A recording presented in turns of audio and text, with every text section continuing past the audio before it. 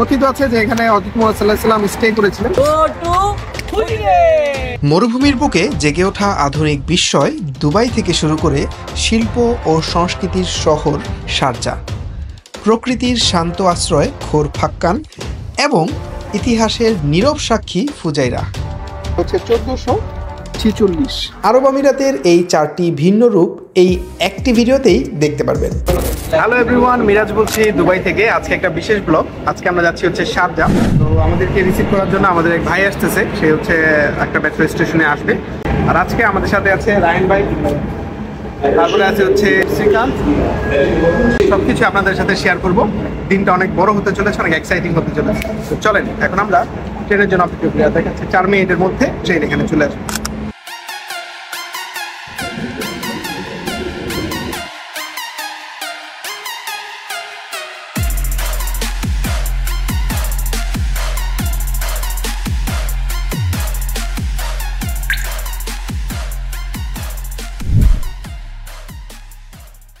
এই ট্রাভেল ব্লগে আমরা একসাথে দেখব দুবাই, শারজাহ, খোর ফাক্কান এবং ফুজাইরার কিছু মনোমুগ্ধকর দৃশ্য। দুবাই থেকে আমরা এখন যাচ্ছি শারজাহতে। তো প্ল্যানে একটু চেঞ্জেস আসছে। আমরা এখান থেকে, যেহেতু দুপুরের সময়, এখান থেকে আরেকটা এমিরেটসে যাব, সেটা হচ্ছে ফুজাইরা। তো ফুজিরাতে হচ্ছে খুবই সুন্দর জায়গা, একটা কোস্টাল এরিয়া আর কি, সমুদ্রের পাড়ে, পাশাপাশি পাহাড়ি এলাকা। এখন ডিরেক্ট চলে যাব হচ্ছে ফুজিরা। ওইখানে বসবো, যে চেয়ার নিয়ে নিছি, এগুলো নিয়ে সমুদ্রের পাড়ে বসবো, যা আরব আমিরাতের সংস্কৃতি ও শিল্পের কেন্দ্র হিসেবে পরিচিত। খোর ফাক্কান, যার অর্থ 2 চোয়ালের খাঁড়ি, নামটি এর অর্থ চন্দ্রাকৃতির উপসাগরের 2 প্রান্তের মরুভূমিকে সুন্দরভাবে বর্ণনা করে। এটি শারজাহর পূর্বে ওমান সাগরের তীরে অবস্থিত। এখানকার সৈকত এবং চারপাশের পাহাড় খোর ফাক্কানকে এক শান্ত ও সুন্দর গন্তব্যে তৈরি করেছে।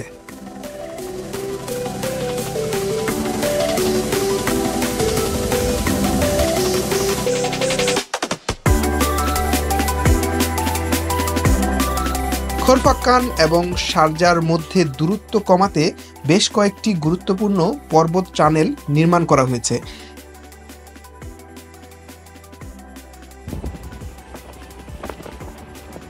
খুবই চমৎকার একটা জায়গা, রাস্তায় যেতে যেতে দেখলাম আমরা। আর এই জায়গাটা হচ্ছে আল খোর ফাক্কান। এটা হচ্ছে শারজাহ থেকে ফুজিরা যাওয়ার যে রাস্তাটা, সেই রাস্তার মধ্যে পড়েছে। তো আমরা এখানে সুন্দর আমাদের গাড়িটা পার্ক করেছি, আর এখানে যে মনোরম যে দৃশ্য সেটা দেখব। দেখেন, এটা টোটালি একটা প্রাকৃতিক জায়গা।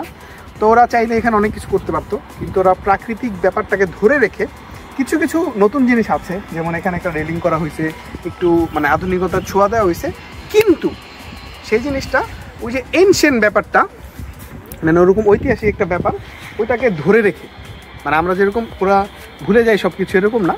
আর পাশাপাশি দেখেন প্রত্যেকটা জিনিস খুবই গোছানো। ওই দেখেন ওইখানে সুন্দর বাঁধ দেওয়া হয়েছে, যেন পাহাড় ধস বা এই ধরনের কিছু না হয়। সবসময় শুনেছি এখানে খুব পাহাড়, বাট আজকে এই পাহাড়ি বিউটি নিজের চোখে দেখে নিজে আসলে খুবই আবেগ আপ্লুত হয়ে যাচ্ছি।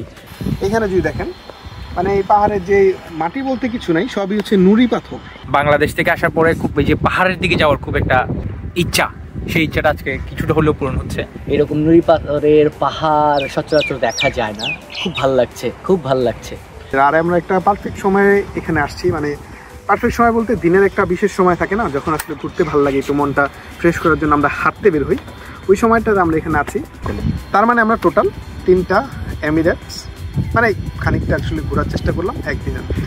ফুজাইরা সংযুক্ত আরব আমিরাতের একমাত্র এলাকা যা সম্পূর্ণরূপে ওমান সাগরের পাশে দেশের সর্ব উপকূলে পূর্ব দিকে অবস্থিত। তো আমরা আসলে উপর থেকে যখন নিচের সমুদ্রটা, ওই পোর্টটা আর হচ্ছে ওই চাঁদের যে একটা পানির সাথে যে খেলাধুলা, এটা হচ্ছে দেখে আমরা নিজেদেরকে আটকাতে পারিনি। তো আমরা উপর থেকে নিচে আসতেই হলো। আর এই জায়গাটা খুবই ওয়েল অর্গানাইজড।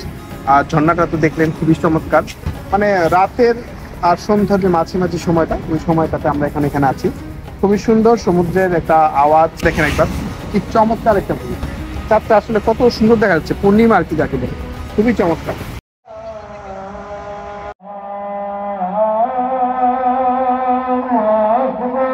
এই ইউএই বা ইউনাইটেড আরব আমিরাত বা দুবাই, ফুজেরা, শারজা যেটাই বলেন না কেন, এখানকার সবচেয়ে পুরাতন মসজিদ। এমনকি এটার যে সনটা সেটা হচ্ছে 1446। যেভাবে সংরক্ষণ করা হয়েছে সেটা খুবই চমৎকার। কথিত আছে যে এখানে হযরত মুহাম্মদ সাল্লাল্লাহু আলাইহি ওয়াসাল্লাম স্টে করেছিলেন। তো কতটুকু সত্য আমি জানি না, আপনারা যদি জেনে থাকেন অবশ্যই কমেন্ট বক্সে জানাবেন। তো এইটা যে 1446 সনের মসজিদ, এটা সুন্দরভাবে ইনক্লুড করা আছে। আর কোন রিসার্চের মাধ্যমে এটা ওনারা জানতে পারছেন সেটা হচ্ছে এখানে উল্লেখ করা আছে, কি টেস্টিং হয়েছে, কিভাবে করেছে, আপনারা এটা পড়লে বিস্তারিত একটু জানতে পারবেন। এখানে একটা অনেক পুরাতন একটা কুয়া আছে, কারণ ওই সময় তো আসলে পানির একটা সমস্যা সবসময় সম্পূর্ণ মিডল ইস্ট জুড়েই ছিল, যেটা অনেক গভীর, কিন্তু স্টিল নাও দেখা যাচ্ছে যে এখানে পানি আছে এখনো। এই ভ্রমণটি ছিল আরব আমিরাতের 4টি ভিন্ন ভিন্ন শহরের সংস্কৃতি, ইতিহাস ও আধুনিকতার এক অপূর্ব মিশ্রণ। আশা করি এই ভিডিওটি আপনাদের অনেক ভালো লেগেছে। খুব শীঘ্রই দেখা হবে পরের কোনো নতুন ভিডিওতে। মিরাজ বলছিলাম ইউনাইটেড আরব আমিরাত থেকে।